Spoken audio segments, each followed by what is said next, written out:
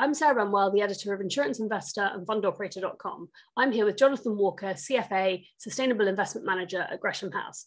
Jonathan's speaking at our ESG Risk and Reporting Forum later this year, and ahead of that, we wanted to catch up with him to find a little bit about what he's going to be talking about.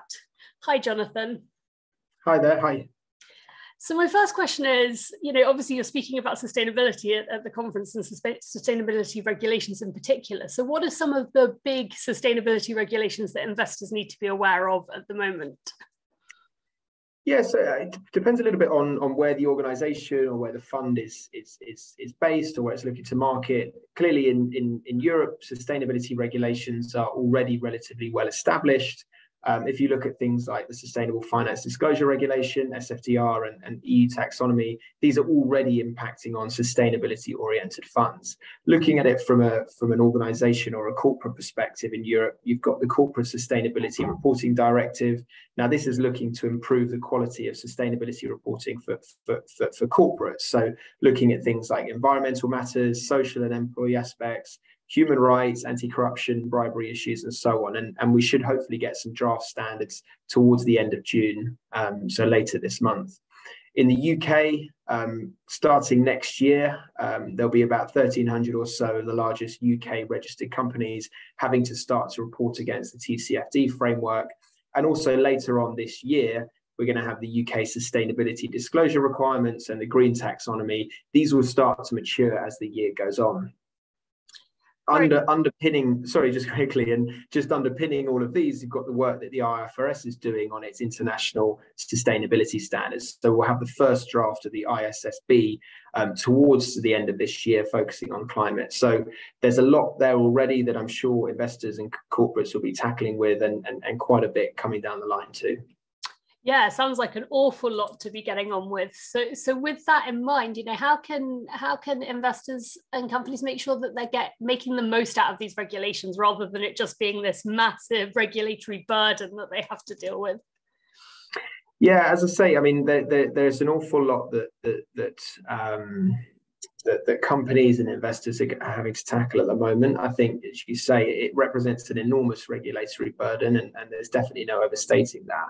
But I think by really embracing these frameworks, it's easier said than done, but by embracing these frameworks, companies, asset managers can look to really improve their operations and investment processes. So if you take a framework, so let's take something like the EU SFDR, if you start to pull that apart and you really look at what it's trying to achieve here, then you can actually pull out some of those metrics and the KPIs and start to import them into your internal operations.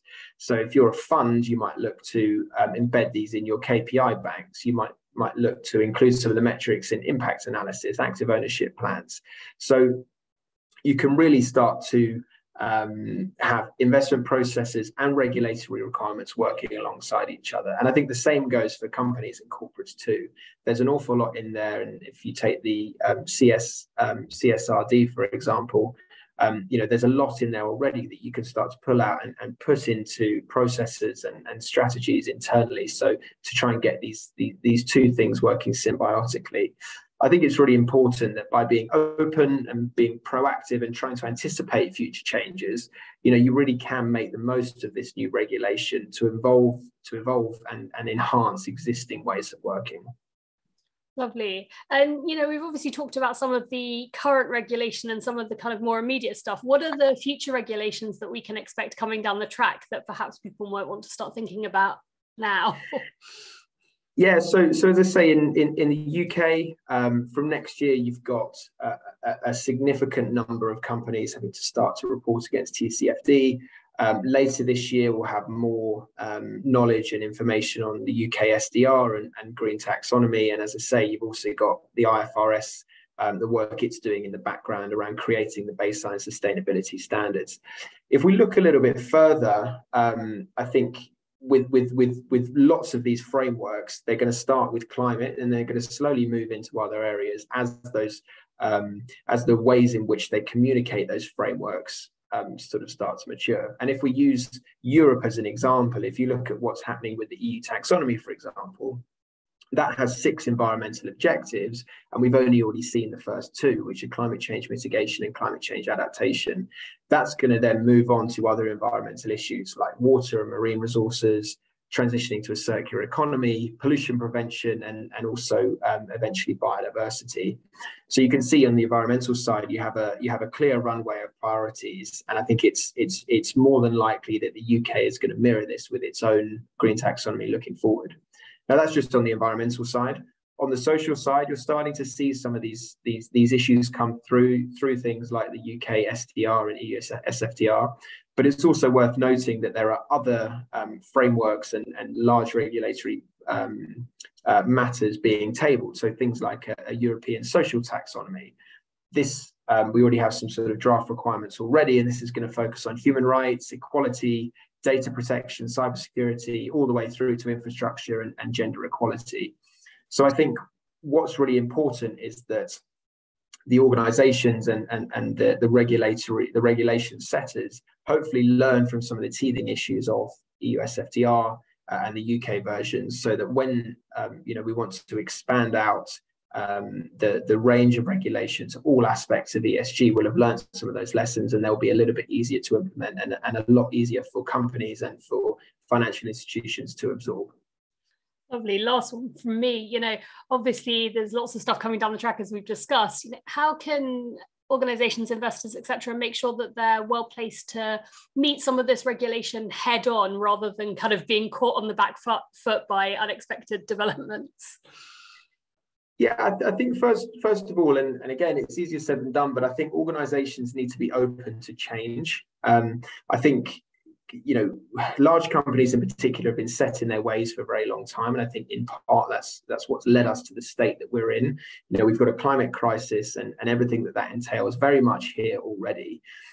So I think that starts from the top. You need to have a strategic imperative of the importance of ESG coming all the way down from the board through management to each individual worker, and everybody needs to be clear on what it means to be sustainable, or to be a sustainable business or a sustainable individual.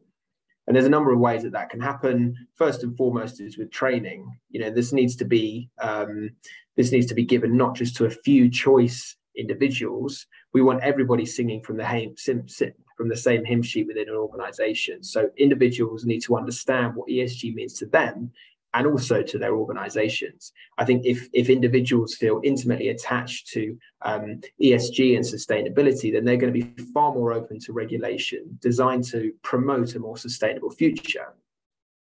Having said that, there are clearly some core roles which need to have people that are very skilled within ESG and sustainability. So clearly legal, finance, compliance, operations divisions, they all need to have people there who are comfortable with ESG regulation and the nature of what it's trying to achieve. In terms of kind of preempting future regulation, clearly you can never really preempt regulation.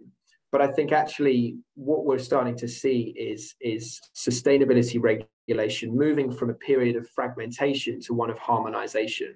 So if we look at the UK as an example, you've got the UK sustainability disclosure requirements coming up, and they've already said within that it's going to rely on TCFD and what the IFRS is trying to do with its international sustainability standards.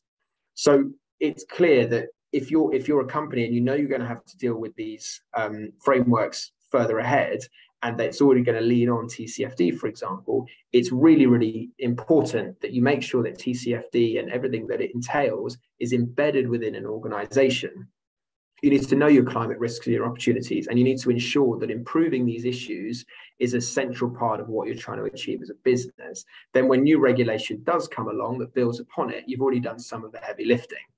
As I say, I'm relatively positive about the regulatory landscape in Europe. And I think, as I say, we're moving from a period of fragmentation to one of harmonization. But I think as a result, it's really, really important that organizations are open to these regulations, and to ensure that they're not just seen as a tick boxing exercise, rather that they are going to be crucial for what the business is trying to achieve moving forwards. Great, thank you, Jonathan. That's been a wonderful whistle-stop tour. I can't wait to hear more about this and many other ESG issues from you and our other speakers later in the year. Thank you. Thank you very much.